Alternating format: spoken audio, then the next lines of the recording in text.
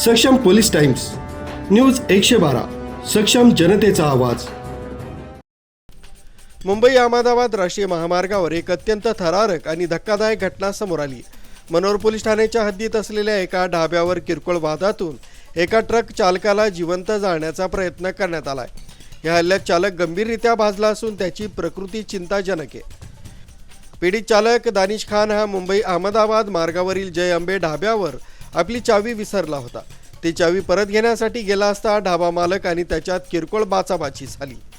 या वादाचं रूपांतर मारहाणीत झालं। त्यानंतर संतापलेल्या हॉटेल मालकानं आणि काही कामगारांनी चालक दानिश खान याच्या अंगावर थेट पेट्रोल ओतून त्याला जाळण्याचा प्रयत्न केलाय। या हल्ल्यात दानिश खान गंभीर जखमी झाला असून सध्या त्याच्यावर बोईसर इथल्या एका खासगी रुग्णालयात उपचार सुरू आहेत। त्याची प्रकृती सध्या अत्यंत चिंताजनक असल्याचे डॉक्टरांनी सांगितलंय। ज्या हॉटेल चालकावर हा आरोप आहे त्याच्यावर यापूर्वीही अनेक गंभीर गुन्हे दाखल आहेत। त्याने याआधी पोलिसांनाही रिव्हॉल्वर दाखवून जीवे मारण्याची धमकी दिल्याचं समोर आलंय। या घटनेमुळे महामार्गावरील चालकांच्या सुरक्षिततेचा प्रश्न पुन्हा एकदा ऐरणीवर आलाय। न्यूज ब्युरो, सक्षम पोलीस टाइम्स, न्यूज 112, पालघर।